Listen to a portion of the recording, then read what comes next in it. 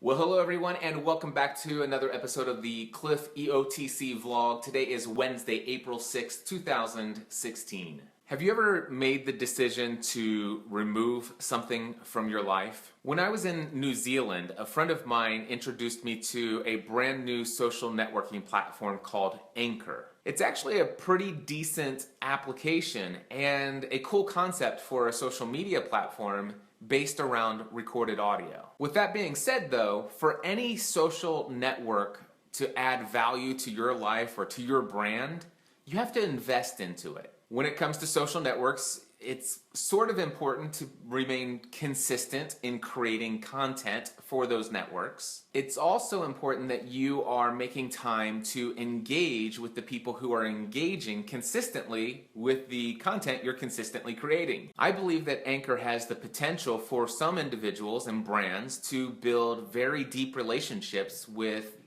the folks who are following them there. However, for me personally, I've just recently made the decision that it's not necessarily going to be something I want to invest in at this time. I personally found it a bit time consuming to listen to everyone's audio that they're sharing. Everything in the app is all about sharing audio. I gave it some time, about a month and a half, I don't know, maybe even 2 months, and just recently I made the decision to not delete it from my phone, but I did put it in one of those obscure folders somewhere on my phone where I'll probably never open it up. The fact that I've decided I'm not going to use Anchor anymore doesn't necessarily mean that it doesn't have value. I just want to point that out. But when it comes to social networks, here's the current list of the order of my priority. At the very top of the list, number 1, you guessed it, Snapchat. Snapchat is allowing me to create these vlogs on a daily basis, which I can repurpose to YouTube channel content and also a video podcast. Snapchat also allows me to get a glimpse into the daily lives of some of my friends and people that I follow through their public stories. Snapchat also allows people to send me private Snapchat messages, which is the only social network ever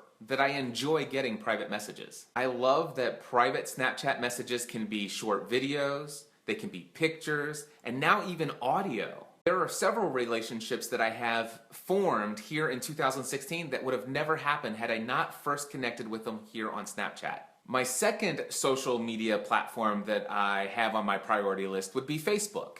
I mean, who's not on Facebook, right? Of course, I desperately wish there was a way to avoid anyone from being able to send me a Facebook private message. And by the way, if you sent me a private Facebook message and I haven't responded to it yet, I probably will within the next 2 or 3 months. And just a hint, my email inbox, always top priority. And my email address, cliff@podcastanswerman.com. When it comes to audience engagement, nothing really comes close to what I'm seeing currently on Facebook. On my Facebook personal profile, I'm currently at the limit of 5,000 friends, plus I have a couple thousand people who are following me beyond that. Every now and then I'll share a before and after update when it comes to my fitness journey, and I get over 1,000 likes and hundreds of comments. And whether I'm posting a photo, a video, or even just text, I get a lot of engagement with my Facebook community. Number 3 on my list of social networks would be Twitter.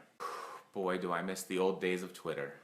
Twitter used to be so amazing, but they lost their way. We could probably look at many different things that they've done over the years where it's contributed to what it is today. If you were to ask me to describe Twitter today, I would say it is a cesspool of scheduled status updates. Here's the thing, I have 16,300 followers, and those are genuine followers. By the way, did you know that you can actually do an audit on somebody else's Twitter followers? I encourage you to check it out sometime. Go to twitteraudit.com.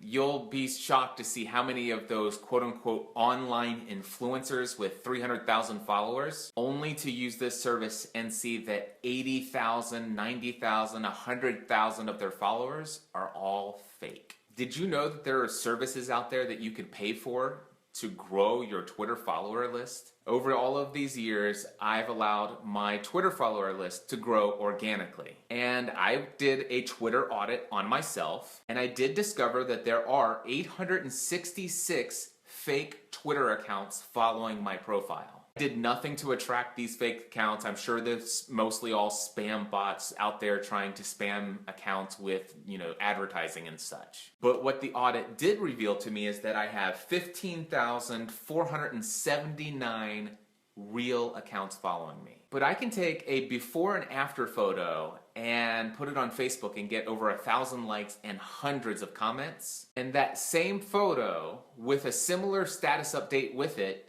gets maybe 15 or 20 responses on Twitter. 5 years ago, 6 years ago, on Twitter, I would have gotten hundreds, if not thousands of responses. But that's how social networks change over time.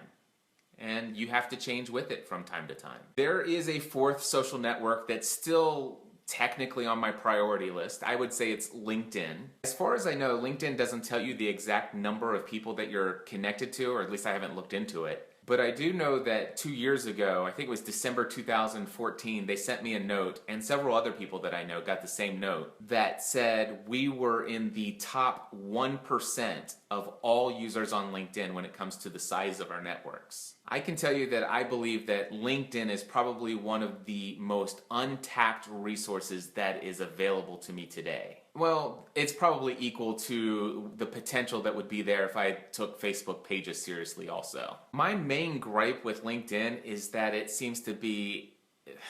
It has a problem with spam, I think. By the way, if you've ever sent me a message via LinkedIn, a private message there, I'd say the chances of you getting a response from me personally is right around 5%, if it's that good. I don't know how LinkedIn ever allows this, but my LinkedIn inbox is just full of mass mailings from people. I do, though, however, know that my target audience and potential clients, they're on LinkedIn and they use it. And I know that if I took it seriously and developed a strategy there, I could do amazing things on LinkedIn. But currently, LinkedIn's number 4 on my list of priorities when it comes to social networks. Although now that I think about it, maybe it's about ready to beat Twitter. And I guess I'm socially obligated maybe in some way to mention Google+. Nah, forget it. One thing I can tell you is that for a month and a half to 2 months, I gave Anchor a try. And it didn't even beat Google+ for me. But the only reason that Google+ for me beats Anchor is because I still use it to publish some status updates. But why do I do that? My guess is that there's probably 10 or 15 people who hear about my latest podcast episode when I publish it there. Maybe that's why I do it. I'll wrap it up with this and just simply say that I think it's important for us to decide where we invest our time when it comes to social media. In summary, for me, it's number 1, Snapchat. Number 2, Facebook. Number 3 is Twitter. LinkedIn, probably right up there climbing, getting ready to potentially even pass Twitter. And yeah, I guess Google Plus still does exist.